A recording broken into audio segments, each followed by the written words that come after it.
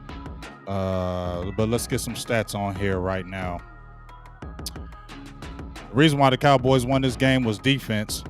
They held the Minnesota Vikings to a total of 278 yards on the ground total.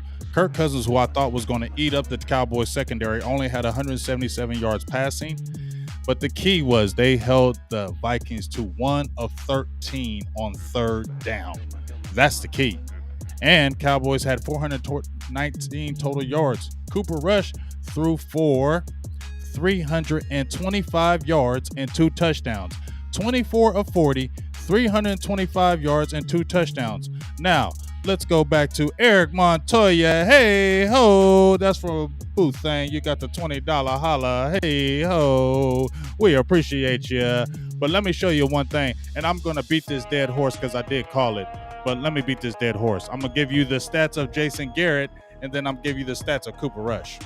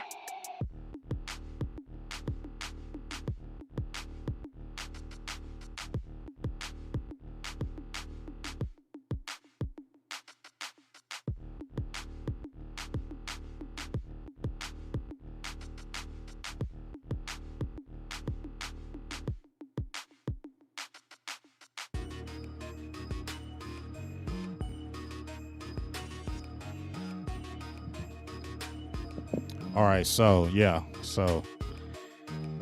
I hope Diggs isn't hurt too bad. Appreciate you, Todd Corey. Yes, we definitely did call it today. That's why you need to come on over here and sub the Big Game James, man. We called it over here today. We said that Cooper Rush, we had no confidence in Cooper Rush. I ain't have no confidence in Cooper Rush. I said it, and I still don't. Cooper Rush still not no NFL quarterback. Cooper Rush ain't gonna go out there and start tearing up the NFL, and y'all ain't gonna come at me and be like, oh, you didn't believe in Steele, and now look what no. Guess what? Steele has not been perfect. Steele has played okay. He has not been a world beater superstar at right tackle. He has been okay. He's been good. He's not better than Leo Collins, but he's definitely been serviceable. Cooper Rush is not an NFL quarterback, but guess what? Just like when Jason Garrett wasn't no NFL quarterback, but for that one day, you can have a quarterback play out of his mind. For that one day, you can have a quarterback do something. And as I said before, Andy Dalton beat the Vikings last year. Redhead. Jason Garrett played on that Thanksgiving Day in 94. It was the third string, and we thought Dallas was going to lose. They were down 17-6. Cowboys were down 10-3. Guess what happened in that second half? You didn't think he was going to throw that touchdown to Cedric Wilson. No, you didn't. No, you didn't, because I didn't. And we didn't think he was going to throw that long bomb to Alvin Harper. And then he threw that second touchdown to Michael Irvin. We were all going like, what is happening? Jason Garrett is doing this. And when you saw Cooper Rush just throw that touchdown to Amari Cooper, you didn't think he was going to throw that. But guess what? Cooper Rush, 325 yards passing, 2 touchdowns, and an interception. Jason Garrett, 311 yards, 2 touchdowns, and an interception. And both of their touchdowns were in the second half when they were both down losing. Both of them were redheads. Both of them were down. Both of them threw long touchdowns. And there you have it. There you have it. And guess what? 94, Cowboys didn't win the Super Bowl that year. They didn't win the Super Bowl that year. 94, 95 they went. But guess what? At the end of the day, this is another thing of saying the Cowboys are serious. Then we talk about that boo thing. See, we talked about this in the beginning, y'all. We said, are the Cowboys for real? There's certain things when you watch a season progress and you say, this team is for real. So when you saw the Cowboys bang with the Bucks, you're like, okay, this team might be good because Bucks are good. They were at Tampa Bay and they really should have won that game. They bat to the last wire, right?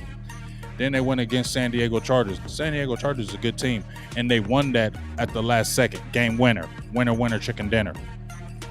Now, we talked about this New England Patriots game, boo thing. Everything was against the Patriots. Everything was against Dallas in this Patriots game, right? Everything. And you're going against Bill Belichick, who you haven't beat the Patriots since like at least 2003. You haven't beat them guys. You had everything go against you in that Patriots game.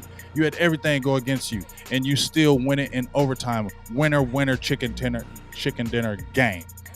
Now, we said, and I said in the post on my Twitter, I said, if the Cowboys win this game in New England against all this, they may have turned the corner. That's what we said on Twitter. We can go back to the tweet. Then we said, okay, before this game started, we said, now, if the Cowboys win this game without Dak Prescott with a healthy scratch, and Cooper comes in and does his inner Jason Garrett and wins this game, and the defense plays lights out, babe, this team is different. This might be a team of destiny. And now listen to this. Now I called this. Now y'all can play this video again, okay? Because I called this already. I told you who the Cowboys are going to play in the playoffs. They're going to play the Green Bay Packers, okay, in the playoffs, because it's only going to be poetic justice that Mike McCarthy goes against Aaron Rodgers. And Mike McCarthy was the last one to send them home in 2016 on that. I mean, I know they had the 2018 playoffs, but playing Green Bay, Aaron Rodgers has been a nemesis. And now you have the coach who was beating Dallas, who beat him in 2014, who beat him in 2016. And now you have that coach, and you're going to go against that player. And it's only going to be poetic justice that Dallas beats them, because they have to slay that dragon to get where they want. Okay? So that's why they're going to play Green Bay. Listen to me, folks. I'm telling you what is going to happen. They're going to play the Packers in the playoffs. They're going to slay that dragon. They slayed the dragon of the Patriots. And guess Tom Brady in eons. I don't care who he's with, the Patriots or the Bucks. They haven't beat him. So isn't it only poetic justice that they play the Buccaneers again in the NFC Championship game and beat Brady and finally slay the last dragon to get to the Super Bowl? I'm not saying the Cowboys are going to the Super Bowl, but I said if that was the scenario, that's going to be the scenario the Cowboys go to the Super Bowl. Remember, rewind this tape, rewind this show, and remember who said it first and how it was going to happen. On 10/31, Halloween 2021, Boo Thang was with me. You heard it. Now, I already called and said they were going to turn the corner against the Patriots, and they won it. Said they really turned the corner if they beat these Vikings without Dak Prescott. And he channels his inner Jason Garrett. And he did channel his inner Jason Garrett. And he was a redhead. We didn't think he was going to win, but we did. So guess what? This actually might be a team of destiny. I'm not saying Super Bowl, but guess what? You got to put all the chips in now, because you're going to have free agents next year. You're going to have people that are going to be unsigned. You better go ahead and get it now while you can. And you got guys coming back healthy. So, that's all I'm going to say. Y'all have a good night, RB Nightmare. We appreciate y'all, man.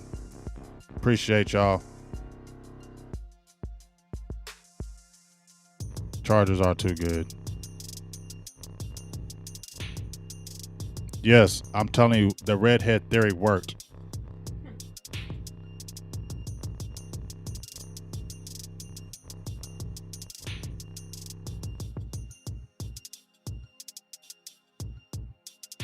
No, I'm not letting it go. 808. I said he's gotten better. He's not a world beater, bro. You think what you think, 808. I'm going to think what I think. I don't care what you think. And I understand what I'm saying. There's no disrespect to you when I say this, but I don't give a flying what the hell you think. If my opinion still is okay, he's not great. You think he's great? You're crazy in your dome. He's not better than La'el Collins. He's not better than La'el Collins. He's not. But he's a pretty good right tackle. He's not a better player than La'el Collins, okay? So let's not jump on like he's better than La'el and he should just be starting. He's playing very well. but he's not better than La'el Collins. You saw what La'el Collins came in, and you guess what? You seen Connor Williams have his 10th penalty, and it was another holding call. He's got 5 holding calls. So maybe they use that as the excuse or the reason why they bench Connor Williams now. Because other than that, he's played good. He's only given up 1 sack. He's played good the whole year besides those penalties. And that could be the thing. They could use that little bit of a thing to say, well, you still have problems with power because that's where the holding call came. He couldn't stick up the guy. So they may throw La'el Collins in there at left guard and say, well, Connor Williams, you're leading the league with 10 penalties, and now we're going to replace you with La'el Collins because you lead the league with 10 penalties. It could be the easiest way they do it, and that will be their excuse way to do it, of sliding La'el Collins in there. And plus, you're not going to re-sign Connor Williams now because we heard that they were trying to, from Jeff Kavanaugh, Brian Broaddus said that they tried to trade for Connor McGovern again, and the Cowboys say no. So that's telling you the Cowboys are going to be probably finicking Connor McGovern either at left guard or La'el Collins there. And if La'el Collins goes to left guard, then they're probably going to finicky Connor McGovern, and have him try to play that center spot and have him be at it. But that's going to be it. But I love you, Montana 808, but I don't be agreeing with a lot of what you say.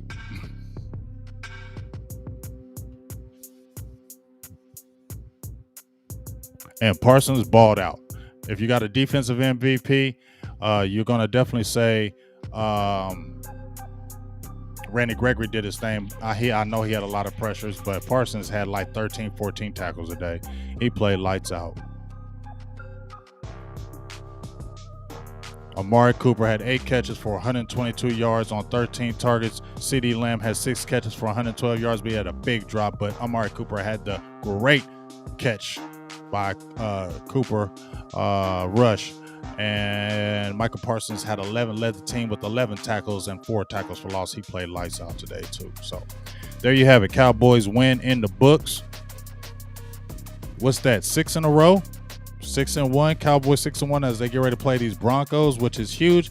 The biggest thing that's huge about this game too is Minnesota, and that's an NFC game. So that's one more notch in the NFC belt. You want to win your NFC games. If you definitely want to win your NFC East division games, but you want to win NFC games as a whole, because when it comes down to seeding and things of that nature, they're going to look how your NFC record was, and if you have a good NFC record, that's going to hold. So they only have one NFC loss, and that's against Tampa Bay.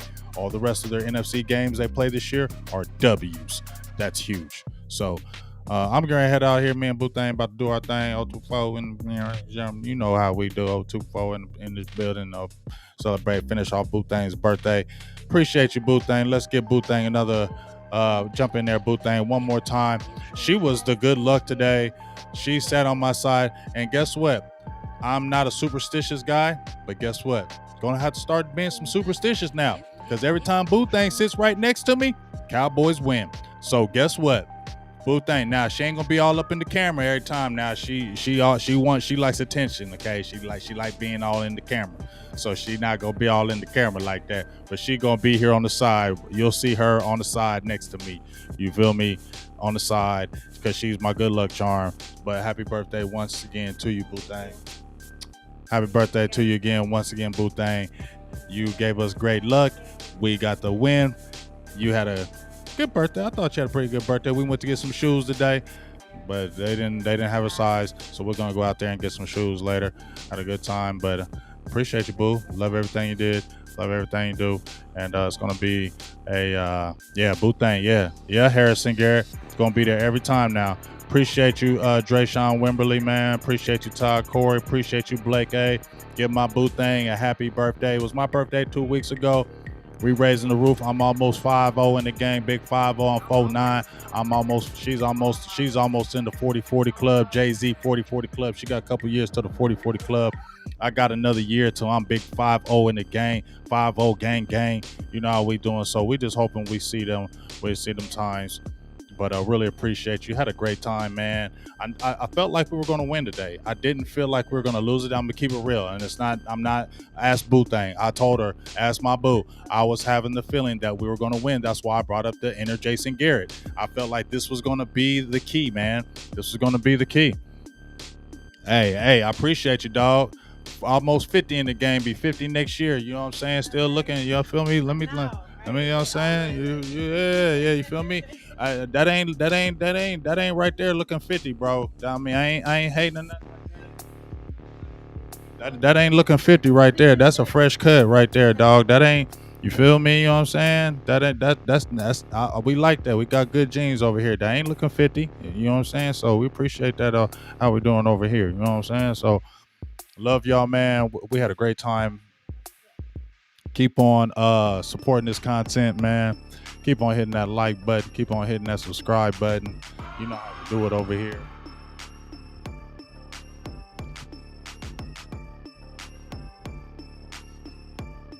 He said, shoot, okay, 33. Yeah, keep on going down. Go down, down. I like when you go down, down. Don't go up, go down, down. So, you know what I'm saying? So, yeah, hey, I got the new barber too. You know what I'm saying? My one barber was acting up, not doing their thing, you know what I'm saying? But I had to get the new barber. The new barber got me with the fresh fade, got it right. You know what I'm saying? Personal barber. We don't play them games over here. If one barber don't do that job, we will find another real barber. You feel me? Gang over here, barber gang. You know what I'm saying? But hey, appreciate you, Aaron Dixon. Thank you for we're trying to bring another great show to you. We got next week in the building against those Broncos, man. Keep on supporting this. This is going to continue to keep on growing like we want. We're going to keep on having a good time with this. The beats was banging in here today. They was really rocking the music in the background today. We got the big dub, Redhead. The Redheads was getting it today. Boo Thang's birthday, she brought the victory. Cowboys on a 6-game win streak, taking a stranglehold of that NFC East. You feel me? Just it feels good, man. It feels like this is not, I ain't gonna say a team of destiny, but I'm gonna say this team does once again feel different. Doesn't feel like this is the same old Cowboys, man. This ain't your same old Cowboys, and that's all I'm gonna say. So we getting ready to ride out. You know what we riding out on. You know what we riding out on, y'all. Y'all know what we riding out on.